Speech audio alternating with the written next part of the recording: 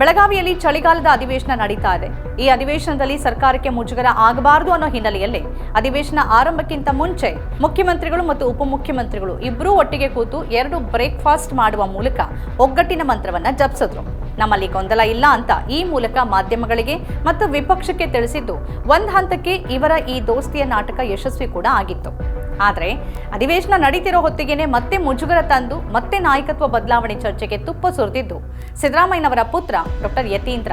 ಮಾಧ್ಯಮಗಳ ಜೊತೆ ಮಾತಾಡ್ತಾ ಇದ್ದ ಸಂದರ್ಭದಲ್ಲಿ ಯತೀಂದ್ರ ಅವರು ಡಿಕೆ ಶಿವಕುಮಾರ್ ಅವರು ವರಿಷ್ಠರ ಬಳಿಯಲ್ಲಿ ಅವಕಾಶವನ್ನ ಕೇಳಿದ್ರು. ಆದರೆ ಹೈಕಮಾಂಡ್ ಸ್ಪಷ್ಟವಾಗಿ ಈ ಸಂದರ್ಭದಲ್ಲಿ ನಾಯಕತ್ವ ಬದಲಾವಣೆ ಇಲ್ಲ ಅಂತ ತಿಳಿಸಿದೆ. ಹಾಗಾಗಿ ಸಿದ್ದರಾಮಯ್ಯನವರೇ 5 ವರ್ಷಗಳ ಕಾಲ ಮುಂದುವರಿತಾರೆ ಅಂತ ಹೇಳಿಕೆ ಕೊಟ್ಟರು.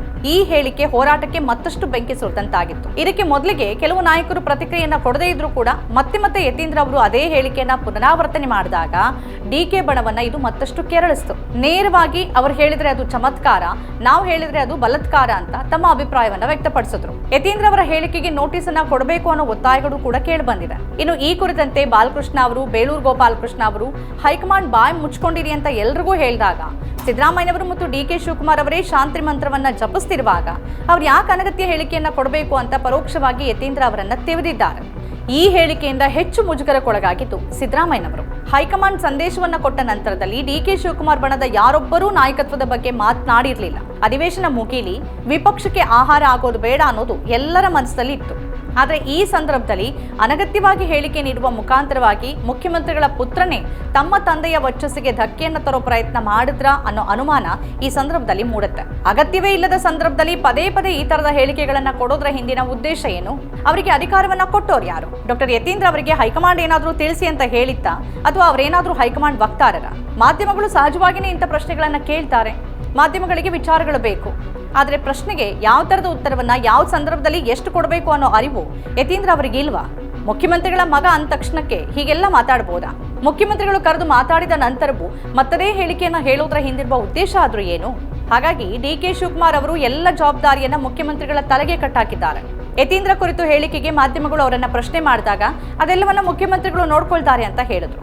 ಬೇರೆಯವರು ನಾಯಕತ್ವದ ಬಗ್ಗೆ ಮಾತನಾಡೋದಕ್ಕೂ ಅವರ ಕುಟುಂಬದವರೇ ಮಾತನಾಡೋದಕ್ಕೂ ಬಹಳ ವ್ಯತ್ಯಾಸ ಇದೆ. ಬಹಳಷ್ಟು ಬಾರಿ ಕುಟುಂಬದವರಿಂದಾನೇ ಮುಜುಗರಕ್ಕೆ ಒಳಗಾಗಿರುವ ಹಲವಾರು ಉದಾಹರಣೆಗಳು ಕರ್ನಾಟಕ ರಾಜಕೀಯ ಇತಿಹಾಸದಲ್ಲೇ ಇದೆ.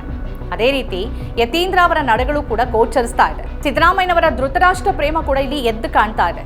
ನಿತೀಶ್ ಕುಮಾರ್ ತರದ ನಾಯಕರು ತಮ್ಮ ಮಗನನ್ನ ಇಲ್ಲಿ ತನಕ ರಾಜಕೀಯಕ್ಕೆ ಕರೆತಂದಿಲ್ಲ. ಕರ್ನಾಟಕದಲ್ಲೂ SR ಬೊಮ್ಮಾಯಿ ಅವರು, ಜಯೇಶ್ ಪಟೇಲ್ರು ಹಾಗೇ ಇದ್ರು. ಆದರೆ ಅವರ ಗರಡಿಯಲ್ಲಿ ಬೆಳೆದ ಸಿದ್ದರಾಮಯ್ಯನವರ ಪುತ್ರ ಪ್ರೇಮ ಒಪ್ಪುವಂಥದ್ದಲ್ಲ. ತಮ್ಮ ಮಗನ ಹೇಳಿಕೆ ಕುರಿತಾಗಿ ಮಾಧ್ಯಮಗಳು ಪ್ರಶ್ನೆ ಮಾಡಿದ್ರೆ ಮುಖ್ಯಮಂತ್ರಿಗಳು ಅವ್ರ ಮೇಲೇನೆ ಮುಗಿ ಬೀಳ್ತಿದ್ದಾರೆ. ಅವರು ಒತ್ತಡಕ್ಕೆ ಒಳಗಾಗಿದ್ದಾರಾ ಅನ್ನುವ ರೀತಿ ಅವರ ನಡವಳಿಕೆ ಇದೆ. ಆದರೆ ಇದೇ ಸಂದರ್ಭದಲ್ಲಿ ಡಿಕೆ ಶಿವಕುಮಾರ್ ಅವರು ಬಹಳ ಕಾಮ್ ಅಂಡ್ ಕಾಂಪೋಸ್ಡ್ ಆಗಿ ಕಾಣಿಸ್ತಿದ್ದಾರೆ. ಯತೀಂದ್ರ ಅವರು ಇಷ್ಟೆಲ್ಲ ಹೇಳಿಕೆ ಕೊಟ್ಟ ನಂತರ ಡಿಕೆ ಬಣ ಕೂಡ ಸಿಟ್ಟಿಗೆದ್ದಿದೆ. ಡಿನ್ನರ್ ನೆಪದಲ್ಲಿ ಎಲ್ಲ ಒಟ್ಟಿಗೆ ಕೂತು ಚರ್ಚೆ ಮಾಡಿದ್ದಾರೆ. ಮತ್ತೆ ಬಹಿರಂಗ ಹೇಳಿಕೆಗಳು ಶುರುವಾಗಿವೆ.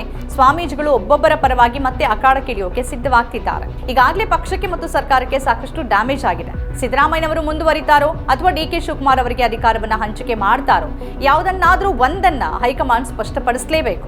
ಆಡಳಿತ, ಅಭಿವೃದ್ಧಿ ಎಲ್ಲವನ್ನ ಬದಿಗಿಟ್ಟು ಅಧಿವೇಶನದ ಸಂದರ್ಭದಲ್ಲೂ ಕುರ್ಚಿ ಕಿತ್ತಾಟವೇ ಚರ್ಚೆಗೆ ಬರುತ್ತೆ ಅಂತಂದ್ರೆ 136 ಸ್ಥಾನ ಕೊಟ್ಟು ನಿಮ್ಮನ್ನ ಯಾವ ಸೌಭಾಗ್ಯಕ್ಕೆ ನಾವು ಆರಿಸಿ ಕಳಿಸಬೇಕಾಗಿತ್ತು? ಈ ಪ್ರಶ್ನೆ ರಾಜ್ಯದ ಜನರ ಮನಸ್ಸಲ್ಲಿದೆ. ಇದೇ ಸಂದರ್ಭದಲ್ಲಿ ಯತ್ನಾಳ್ ಅವರು ಹೊಸ ಬಾಂಬ್ ಅನ್ನ ಸಿಡಿಸಿದ್ದಾರೆ. ಬಿಜೆಪಿ ಜೊತೆ ಕೈ ಜೋಡಿಸಿ ಸರ್ಕಾರ ರಚನೆಯ ಪ್ರಯತ್ನವನ್ನ ಈಗಾಗಲೇ ಡಿಕೆ ಶಿವಕುಮಾರ್ ಮಾಡಾಗಿದೆ ಅನ್ನೋದು ಅವರ ಆ ಹೊಸ ಬಾಂಬ್. ನನಗೆ ಸಂಪೂರ್ಣ ಮಾಹಿತಿ ಇದೆ. ಡಿಕೆ ಶಿವಕುಮಾರ್ ಅವರನ್ನ ವಿಜೇಂದ್ರ ಅವರು ಅಮಿತ್ ಶಾ ಬಳಿಗೆ ಕರ್ಕೊಂಡು ಹೋಗಿದ್ರು. ಅಲ್ಲಿ ಡಿಕೆ ಶಿವಕುಮಾರ್ ಮುಖ್ಯಮಂತ್ರಿ ಆಗೋದು, ಉಪಮುಖ್ಯಮಂತ್ರಿಯಾಗಿ ವಿಜೇಂದ್ರ ಆಗೋದು ಅನ್ನೋ ತೀರ್ಮಾನ ಆಗಿತ್ತು. ಆದರೆ ಅಮಿತ್ ಶಾ ಅವರು ಇದನ್ನ ತಿರಸ್ಕರಿಸಿದ್ರು. ಇದಕ್ಕೆ ಒಪ್ಪಿಗೆಯನ್ನ ಕೊಡ್ಲಿಲ್ಲ. ಡಿಕೆ ಬಿಜೆಪಿಗೆ ಸೇರುವ ಯತ್ನ ರಿಜೆಕ್ಟ್ ಆಗಿದೆ ಅಂತ ಯತ್ನಾಳ್ ಹೇಳಿದ್ದಾರೆ. ಇಲ್ಲೂ ಅವರು ಬಾಣ ಬಿಟ್ಟಿದ್ದು ವಿಜೇಂದ್ರ ಅವರ ಮೇಲೇನೆ. ಯತ್ನಾಳ್ ಈ ಹಿಂದೆನೂ ಈ ತರದ ಅನೇಕ ಹೇಳಿಕೆಗಳನ್ನ ನೀಡಿರೋದ್ರಿಂದ ಇದರ ಬಗ್ಗೆ ಜನ ಹೆಚ್ಚು ಗಮನವನ್ನ ನೀಡಲಾರರು. ಬೆಳಗಾವಿಯಲ್ಲಿ ನಡೀತಿರೋ ಚಳಿಗಾಲದ ಅಧಿವೇಶನದಲ್ಲಿ ಉತ್ತರ ಕರ್ನಾಟಕದ ಅನೇಕ ಸಮಸ್ಯೆಗಳು ಚರ್ಚೆಯಾಗಿವೆ. 10 ದಿನಗಳ ಕಾಲ ನಡೀತಿರುವ ಈ ಅಧಿವೇಶನದಲ್ಲಿ ಹಲವು ಮಸೂದೆಗಳು ಕೂಡ ಮಂಡನೆ ಆಗಲಿವೆ. ಈಗಾಗಲೇ ಸರ್ಕಾರ ಜಾರಿಗೆ ತರೋಕೆ ಉದ್ದೇಶಿಸಿರುವ ದ್ವೇಷ ಭಾಷಣ ಪ್ರತಿಬಂಧಕ ಮಸೂದೆ ಮಂಡನೆ ಆಗಿದ್ದು ಬಿಜೆಪಿ ಇದಕ್ಕೆ ವಿರೋಧವನ್ನು ವ್ಯಕ್ತಪಡಿಸಿದೆ.